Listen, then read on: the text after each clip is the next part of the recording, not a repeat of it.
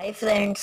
तो बचपन से लेकर आज तक हम घड़ी को क्लॉकवाइज घूमते हुए देखते हैं, लेकिन कभी भी नहीं सोचते कि आखिर ऐसा क्यों होता है।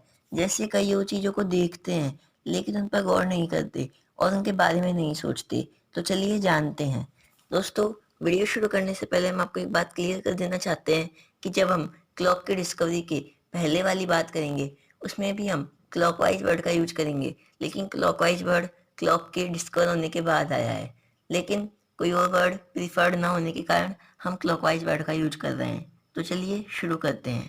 तो दोस्तों, सबसे पहले आप इस डिवाइस के बारे में जानिए जो अभी आपको अपनी स्क्रीन पर दिखाई दे रहा है। दोस्तों, इसे कहते हैं सनडायल।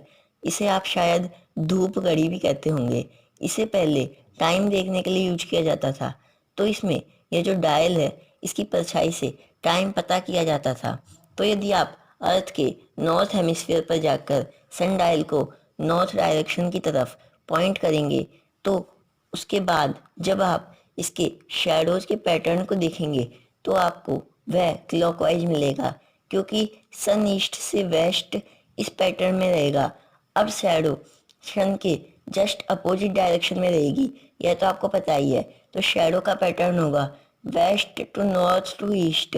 यहाँ पर नॉर्थ का मतलब डायल के जस्ट नीचे की शैडो से है, क्योंकि सूरज दोपहर के समय अपने सीधा ऊपर होता है, जिसकी वजह से जो सन डायल का डायल है उसकी जो शैडो है वो उसके जस्ट नीचे होगी। इस तरह यदि आप डायल पर शैडो देखें जिसमें हम टाइम को मेजर कर रहे हैं तो उसका पैटर्न आपको क्लॉकवाइज मिलेगा। इस तरह टाइम क्लॉकवाइज हुआ। और फिर घड़ी क्या है दोस्तों? दरअसल घड़ी डायल का जस्ट नेक्स्ट स्टेप था। इसमें हमने शैडो की बजाय टाइम को बिना शैडो के भी पता करने का तरीका ढूंढ लिया। जब घड़ी बनी तो हमने उसे भी डायल की तरह ही क्लॉकवाइज डायरेक्शन दिया और फिर आया वर्ड क्लॉकवाइज। लेकिन आपने अभी तक ये जरूर सोचा होगा कि नदर्न हेमिस्फीयर ही क्यों? अगर हम सदर्न हेमिस्फीयर में जाएं तो वहाँ तो सनडायल पर शैडो का पैटर्न एंटी क्लॉकवाइज होता। तो फिर क्या शैडो बनते वक्त कोई सुपरमेसी के लिए लड़ाई नहीं हुई कि जो क्लॉक है उसमें क्लॉक हमारी क्लॉकवाइज चलेगी या एंटी क्लॉकवाइज? तो दोस्तों, ऐसा जरूर होता और शायद क्लॉक एंटी क्लॉकवाइज चलती और फिर उसे हम क्लॉकवाइज कहते। लेकिन ऐसा तब होता जब सन डायल और क्लॉक को सदर्न हेमिस्फीयर के लोग डेवलप करते, लेकिन ऐसा नहीं हुआ। लेकिन क्या इस समय दुनिया के सारे क्लॉक क्लॉकवाइज ही चलते हैं?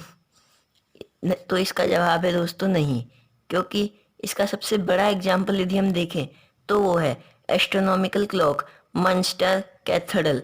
जी ये दोस्तों, क्लॉक एंटी क्लॉकवाइज चलती है। जी हाँ दोस्तों, कुछ भी हो, लेकिन क्लॉकवाइज और एंटी क्लॉकवाइज का हमारी फिजिक्स और मैथ में बहुत यूज होता है। फिर चाहे वो राइट हैंड रूल हो या स्क्रू या फिर मैथ में ट्रिग्नोमेट्री हो।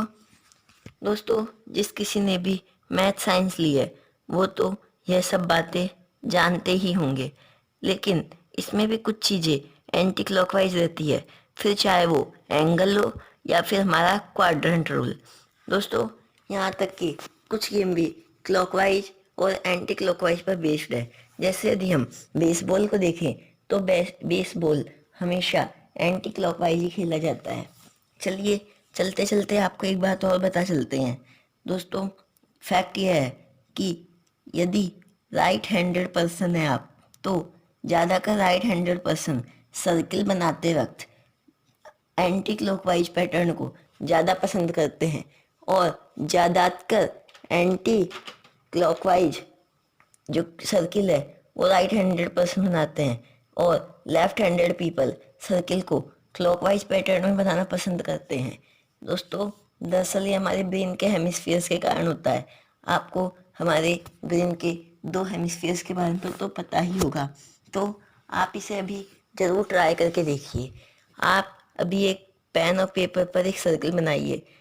70% से भी ज़्यादा चांसेस है कि यदि आप राइट हैंडेड पर्सन है तो आप सर्किल को एंटी क्लॉकवाइज डायरेक्शन में ड्रॉ करेंगे, और यदि आप लेफ्ट हैंडेड पर्सन है तो आप सर्किल को क्लॉकवाइज डायरेक्शन में ड्रॉ करेंगे।